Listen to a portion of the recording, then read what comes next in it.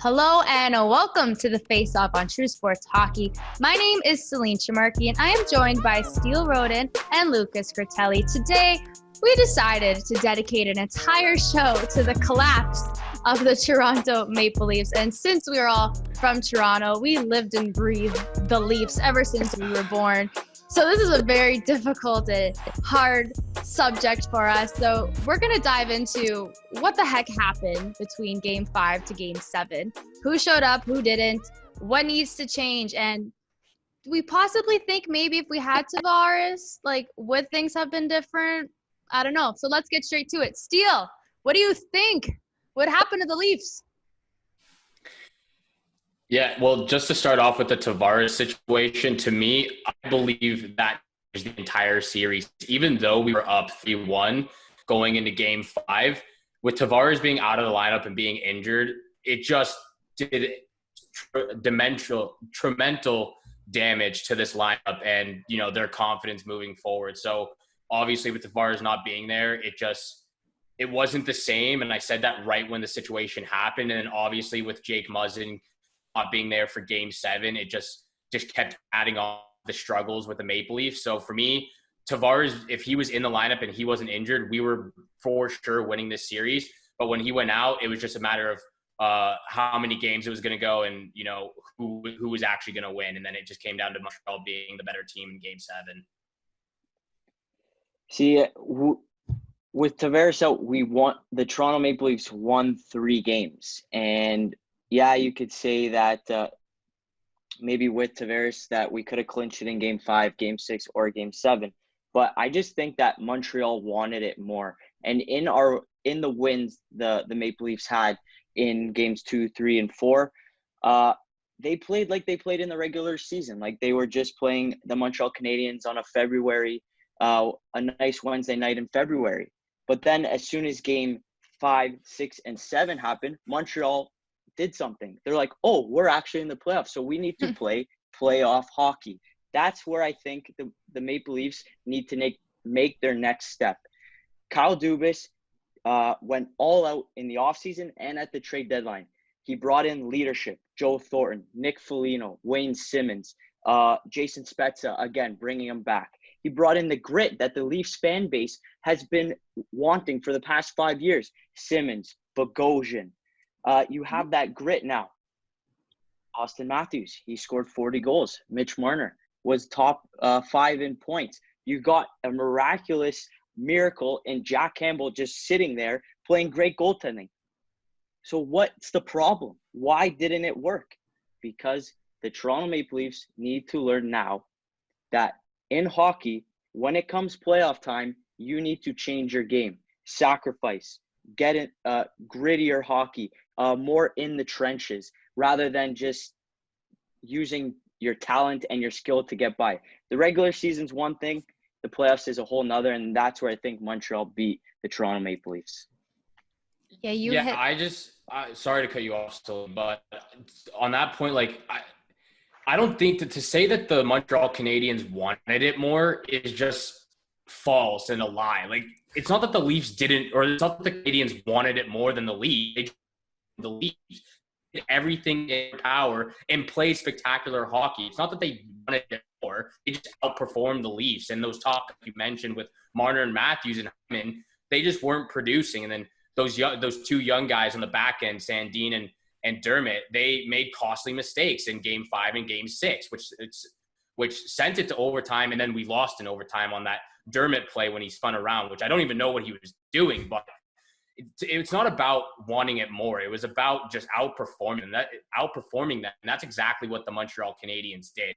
And the Toronto Maple Leafs got spectacular goaltending from Jack Campbell. So like you said, Kyle Dubas and Sheldon Keefe did exactly everything right with what in their capabilities and what they have, what they can control with, acquiring guys in the offseason, who they brought in, changing up lineups from Sheldon Keefe, but it just wasn't happening. Those guys, Simmons and Thornton, did absolutely nothing in the postseason. Thornton was probably by far the worst player besides Mitch Marner. Joe Thornton did nothing. Obviously, you're not expecting much from him, but he did nothing. When he was out on the ice, he was just waving his stick at the puck. He wasn't even doing anything. He wasn't going after the body. To me, just like guys that he brought in just didn't perform at all. I think I agree with what Lucas was hitting over there. Montreal did want it more, Steele. They completely wanted it more than the Toronto Maple Leafs, because the Toronto Maple Leafs didn't want it more. Yes, they did. Okay, hear me out. The Toronto Maple Leafs do this every single year. When it comes playoff times, it's like they choke all the time. We've seen this with the Boston Bruins. We all remember that whole situation. That was brutal. Game 7. And then again with a Game 7 against the Boston Bruins. Then go back to the Columbus last year, which we kind of all thought that they were going to take it. But then we all saw them fall apart within the last games. So, like, they did it again this year. Like, the Leafs are stacked. They are stacked with skilled players, and they finally got gritty players, and they got a goaltender that backed them up the entire series. Campbell was standing on his head. He made one costly mistake, and that was about it. We saw amazing goaltending from Jack Campbell. But I want to throw this question up in the air, because I heard you just defend Sheldon Keefe and Kyle Dubas. After the Game 7 loss, the reporters asked if Sheldon Keefe went in to go and talk to his team. And he said no, he did not go and talk to his team because he knew that they were all disappointed, so he didn't want to. Wouldn't you want to go talk to your team and ask them what the bleep happened out there? No. Why not? Why not? No, not at all. It was too fresh. There's no right answer. There's no right. What do you say? Your team lost in Game 7. The season's over. That's what it is. It is what it is, guys. And I'll see you guys next season in training camp. That's like pretty much all I could think he would say.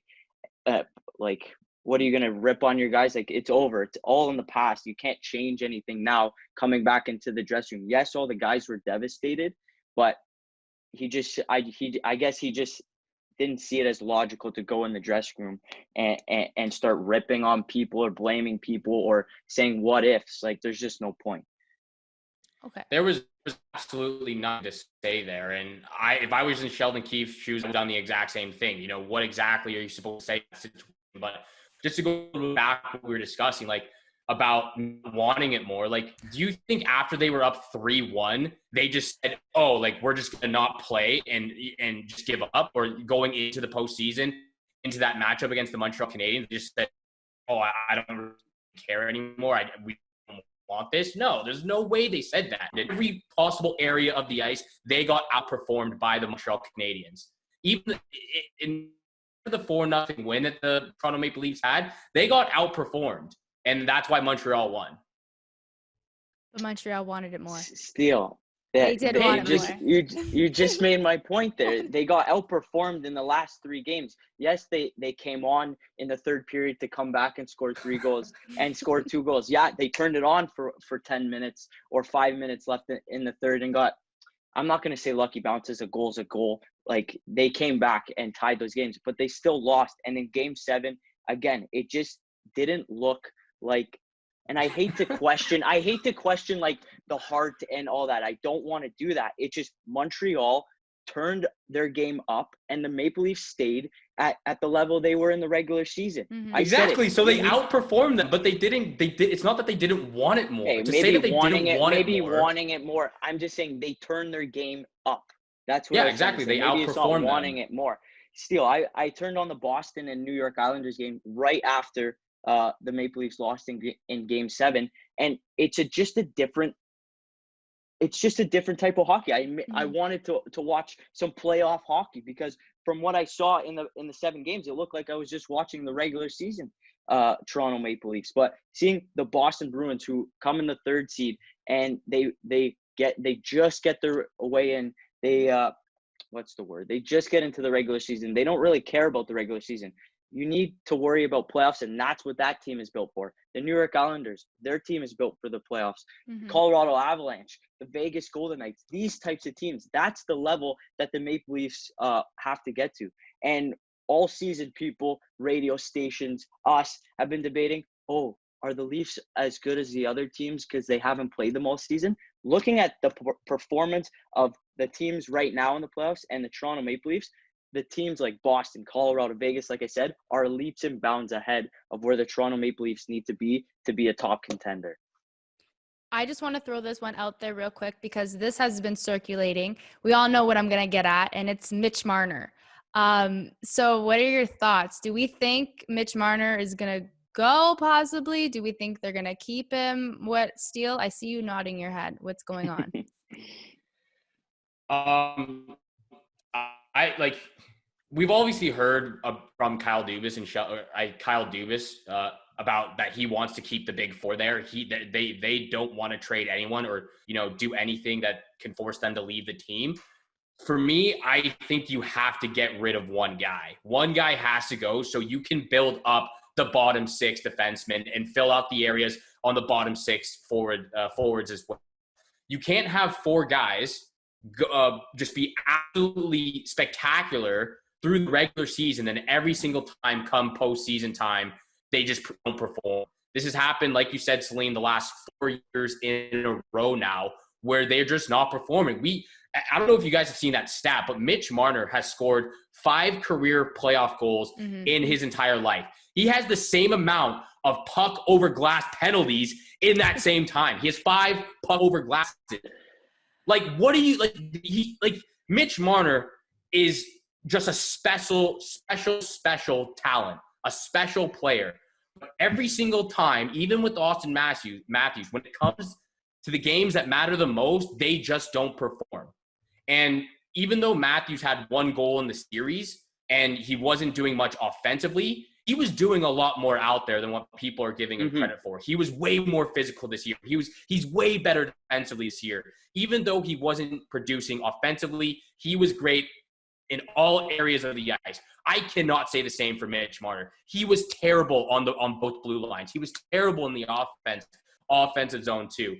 The only thing that I can give Marner a little bit of credit right here is getting in front of lanes and blocking some shots. But even then, that was very minimal. So for me, it's very sad. It sucks to see what happened this year again, because I think every Toronto fan is just, dealing with the pain right now, because it just, you get your hopes up every single season. It just continues to be this way. But Mitch Marner did absolutely nothing that entire playoff series. And, when you look at the games and you watch the games and you hear the commentators saying, oh, Mitch Marner with great patience. Patience? Shoot the damn puck, man. Just shoot the puck on net. That's all you have to do. Oh Stop looking for the great, spectacular, cute little play. Just shoot the puck on net and get the rebound. That's all you got to do, man. But he was being too cute up there in the offensive zone. That's why a lot of hate's coming to Mitch Marner. I don't think Mitch Marner should be the one to be traded, but a lot of hate is coming his way and a lot of debate is coming his way for being traded, but I don't want him to go. He's just too great of a player to see traded. But if he was traded, you would get a lot in return for him. See, I'm conflicted here still. Like we're here to give our opinion, and I just don't have one for trading Marner. Yeah, he makes almost $11 million a year. He can score you 90 points a year. He's the heart and soul of this Toronto Maple Leafs team. But on the other side, you get rid of that $11 million and what Kyle Dubas can do with that and improve this team on just depth, defensively, whatever the case may be. It's just I'm conflicted. I really am conflicted. The only thing is I think I won't be surprised if he does get dealt, but also I won't be surprised if he stays, because Kyle Dubas, Shanahan said they are riding with their core 4 guys, and I think they just, like, Bogosian is going to be gone. I don't think he's coming back. Spezza has already said he wants to come back. Thornton says he's still up in the air. Simmons, again, still up in the air. He needs to go. Foligno, it's just tough with the deadline acquisitions. They didn't really do much or have a big impact on the team. Foligno got hurt. Riley Nash was already hurt, and they brought in that depth defenseman from Anaheim. So it's going to be an interesting offseason. It really is, and I can't wait. I'm also terrified, but I'm so excited for this offseason to see what Kyle Dubas does. But right now I'm conflicted on both ends. I mean, I guess it really is up in the air with the whole Mitch Marner situation. There's so many different sides that people are like picking and choosing now when it comes to Marner. Should he get traded? Should he stay? What's going to happen? Who's going to go? Who's going to stay? Like, everything is pretty much up in the air, like you were saying, Lucas. But I guess time will tell. The off season is here. The Leafs are going to be golfing right now. I think Marner was just doing that about 2 days ago as well. Yeah, he got some heat for that. Yeah, day after Game 7, headed out to the golf course. Hey, I don't have a problem with it. The season's over. Like, you know what I mean? He wants to go get a couple golf games in. You can't blame him. Like, what else is he supposed to do? Like what's the difference of him sitting in his hotel or room playing Fortnite like Steele does for 14 hours? So, like, what's the difference from him going out to play some like? Played Fortnite in 3 months. Give me a break. I know. I'm just chirping. I watch those streams, so I'm just chirping. I know. But still, what's the difference? He went to go hit a couple balls. I had no problem with it. Oh my gosh. Yeah. Well, I mean, maybe he could have waited like at least a couple more days rather than to show Toronto that he's still sulking. Oh, we lost Game 7. No, it's over. You can't do anything about it. Let's move on and look forward to next October.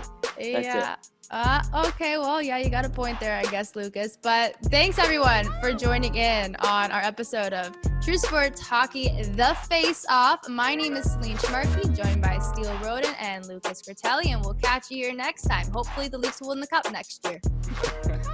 We hope.